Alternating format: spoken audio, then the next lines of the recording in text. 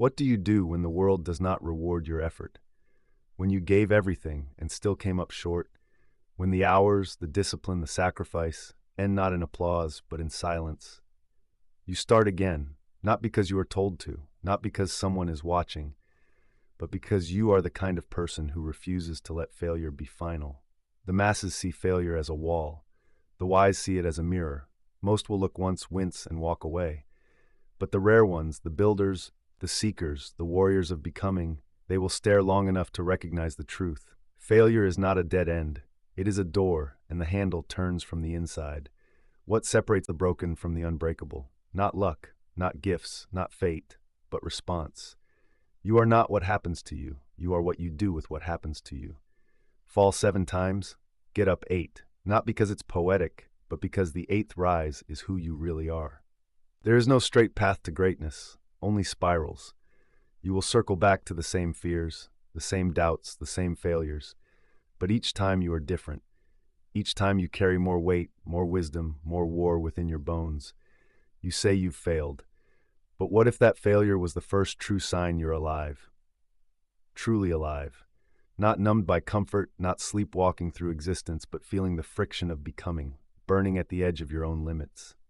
Disappointment is not the enemy. It is proof that you care. Discouragement is not the end. It is a test of how deeply your soul is anchored. If you are distressed by anything external, Marcus Aurelius wrote, the pain is not due to the thing itself, but to your estimate of it, and this you have the power to revoke at any moment. The world will not stop breaking you, but neither must you stop remaking yourself. So what now? You failed. Good. That means you tried. Now try better. You stumbled. Good. That means you're walking a real path.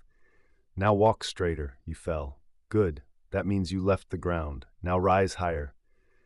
Do not beg the gods for fewer burdens. Build broader shoulders. Do not wait for the storm to pass. Become the eye of it. There is no map for this journey, only movement, no guarantee of applause, only echoes. But somewhere inside you there is a voice that whispers through the noise. Not yet, not done.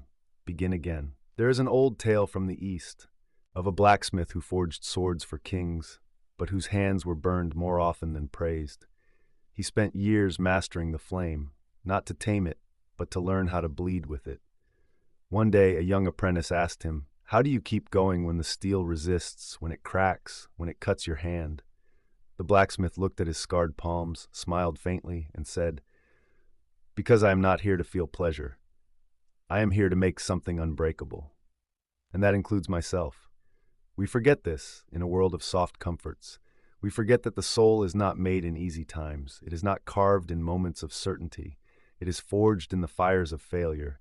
And only those who endure the burning ever emerge sharpened. Nietzsche once wrote, that which does not kill me makes me stronger. But he meant something deeper than mere survival. He meant transformation. He meant that to fall into the abyss and rise without losing your love for life is to have conquered something godlike within yourself. You want to be extraordinary? Then your pain must be earned. Not romanticized, not broadcast, but endured in silence. You must meet the moment of failure with the calm of a philosopher and the courage of a soldier. And when no one claps, no one calls, when the world offers nothing but indifference, you must become your own source of fire. Because you are not chasing success, you are chasing growth. And growth is often clothed in the robes of ruin. Disappointment is sacred. It is a sign that you have not yet settled, that you are still aiming beyond your reach. Discouragement is not a sign to quit, it is a rite of passage. It is the dragon at the threshold of the next version of yourself. So rise again, with cracked hands, with aching bones, with no applause and no guarantee. Rise like the blacksmith. Rise like the phoenix. Rise because you are not done yet. What you are becoming is far more powerful than what you have lost. There comes a time in every soul's journey when you must become the builder of your own temple. Not the priest, not the worshiper, but the one who lifts stone after stone, even when the skies turn black and the earth beneath your feet cracks.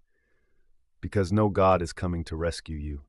No Savior will descend with wings. The only thing you will ever have is your will to begin again, to lay the first stone after everything has fallen, to face the ruins of your former self without flinching. This is the lesson. Life will collapse on you 1,000 times, but suffering is only suffering if you give it your consent. You do not control the winds, but you do control the sail. And if the sail is torn, you mend it. Not because it's easy, but because to give up is to betray the part of you that still believes in meaning.